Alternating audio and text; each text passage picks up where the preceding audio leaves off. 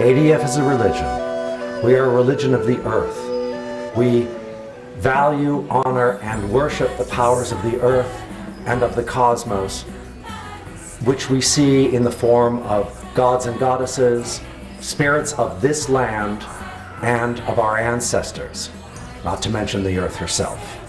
To me, ADF is a neo-pagan religion that strives to bring back the old ways, the best parts of the old ways. We don't want to bring back human sacrifice. We don't want to bring back animal sacrifice. We want to bring back the honor and love that was shown to the kindreds, both for the gods and goddesses, the spirits of the land, and the ancestors. We want to bring that back so that the kindreds will understand that their knowledge, their memories are still alive, and give back to us their blessings in return for the blessings we give to them. We call ourselves by an Irish name, Arnriach Féin, and we call ourselves Druids. That'll inevitably mean that we attract a lot of Celts, and we're probably still in some degree majority Celtic in ADF, but we acknowledge really two things. First, that the old religion was always local. It was always expressed in whatever culture you lived in, and well, there was no such thing as a universal old religion, so there's no reason why we should try to reinvent one now. We have based everything that we do on scholarship and study about the way the ancients were. Now, one thing I do want to say is that while we are Reconstructionist in many ways, we are not actually Reconstructionists. We are not 4th century BC Athenians. We are not 1st century BC Celts or 9th century AD Norsemen.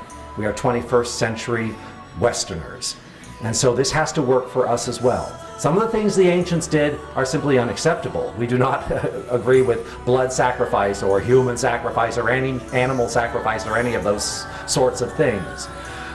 But we do know that because we haven't everything that we would need to actually reconstruct one of these ancient religions, we have to rely upon our own inspiration.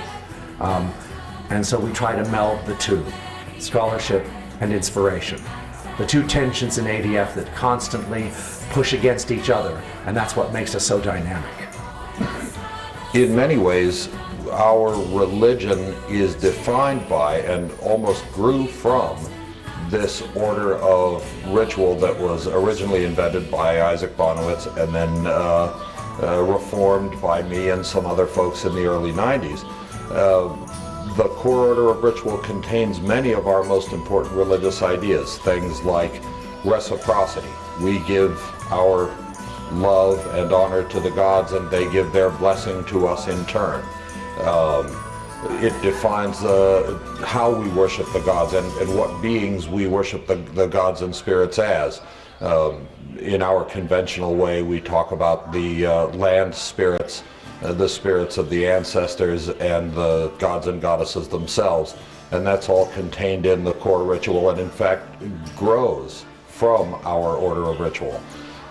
It's not unusual in religion for theology to follow ritual. It's a little counterintuitive, I think, for people who don't know religious studies, but in fact, it's not unusual for theology to grow from ritual, and that's certainly what has happened in ADF.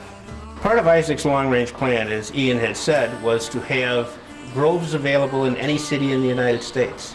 He also wanted to see televised high-day rites, so that people that couldn't make it to a grove could at least take part. I believe we're going to reach that point. I believe that we are going to be at the point in the next 50 years at least where you'll be able to tie into a high-day rite in any of the hearth cultures that we follow, anywhere as you want. We'll also see groves in every city staffed by paid professional clergy. And that's the point where we want to be 50 years from now, where we have working clergy doing that as their full-time job in every city. ADF accepts and encourages work in any of the cultures that are called by linguistic historians Indo-European, from the pre-Hindu cultures of India through the Persians, through the Greeks and Romans and on into Northern Europe with the Celts and Germans. Probably by majorities we are Celtic, Norse in the sense of later North German pagans, and Hellenes, following some version of Greco-Roman religion. In addition, we have often had members and ritualists interested in Baltic religion. Baltic traditional paganism is pretty well preserved in Latvia and Lithuania. We've had folks interested in Slavic ways, and really it's as wide as your ability to do the research. I also think, point number 2 wise, that almost none of these hearth cultures offer us enough remnants of the old ways to effectively rebuild the religions without referencing their neighbors. We must take our lessons where we can find them in the business of figuring out how the ancients actually worshiped the gods and adapting those for modern times. And we have to look at multiple cultures for that to make sense.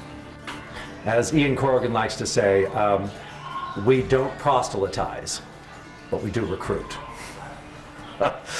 If our path appeals, if the way that we do things appeals to people, then they really need to take a good look at us. We're not real eclectic.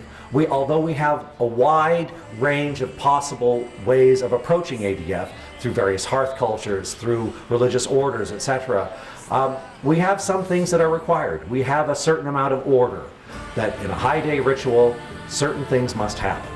And our cosmology must be followed for that ritual. Now what you believe personally is your business. It's none of ours. Because Druidry is about doing. And if you like doing, then we're the place you probably want to be. Because we're very active. And what we do is pretty magical.